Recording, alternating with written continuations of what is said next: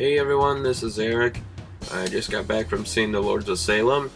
I'm finally taking a tiny break off of my medical absence, which is still going on by the way, to review this movie because this is one of my most anticipated horror releases of last year, but well, it was released last year and it's been traveling the festival circuit, and now it's finally in like actual theaters. So my verdict, well, would have been a much better movie if Sherry Moon Zombie wasn't in it. You know, and I think this is like a universal opinion amongst all fans of horror and Rob Zombie's movies in particular, is because Sherry Moon Zombie, besides in Devil's Rejects, is not a good actress. And it's really, really disappointing to see movies with such potential get screwed up because Rob Zombie wants to put his wife in his movies. It really, really ticks me off. So Lords of Salem is about a radio DJ named Heidi Hawthorne, played by Sherry Moon Zombie, terribly.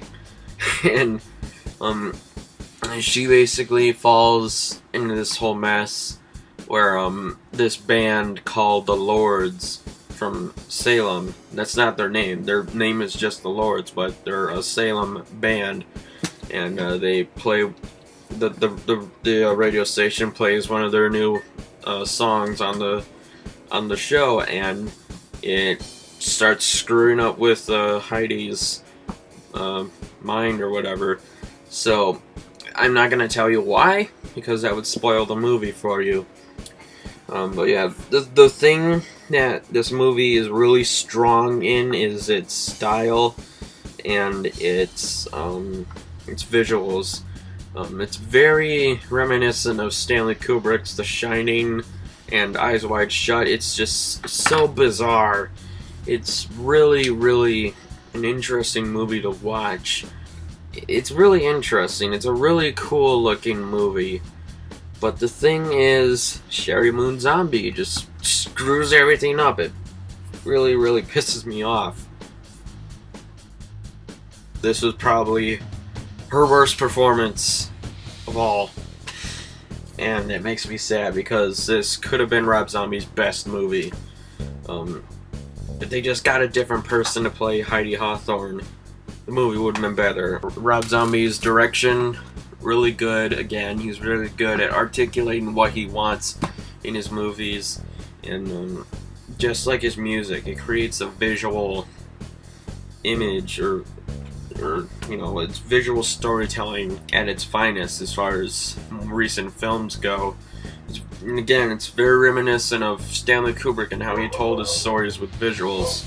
Dogs are barking, really annoying. It's really disturbing imagery. There's a lot of, it's very, very creepy, and it keeps this creepy feeling throughout the movie. It does a really good job of that.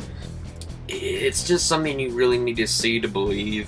Some really disturbing images, really disturbing things throughout the movie that makes it a good horror film.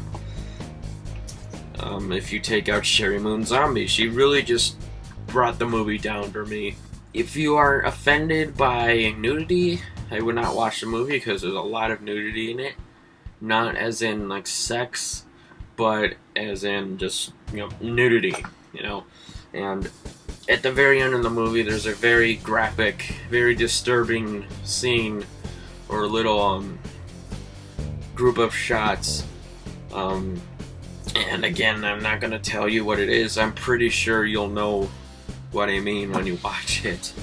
But yeah, it's really, really disturbing moments throughout the movie, and it makes you very weary, very uncomfortable, and that's what a good horror movie does.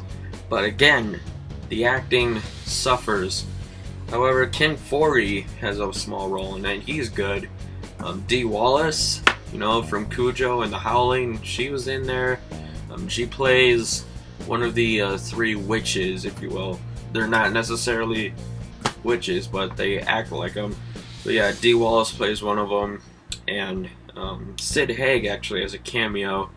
If you're very into visuals, into visual storytelling like Kubrick, I highly recommend the movie. Definitely check it out. But if you're more of a dialogue person, if you're more into the acting with films, don't see it, because Sherry Moon Zombie is a pretty bad actress in it, and she's not the only bad actor in the film. But yeah, my rating for Lords of Salem out of 10 is a 5. Yeah, I would have if it weren't for the bad acting, I probably would have given it like a 7. But Sherry Moon Zombie and Jeff Daniel Phillips bring it down to 2 things on my scale, whatever you call it. If the acting is so bad that it changes your opinion about a movie, from being good to bad just because of the acting, that's a huge problem.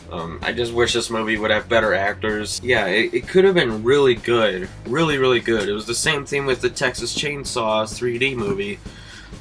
It could have been good, but the acting and the scripts, the dialogue was not good in that movie.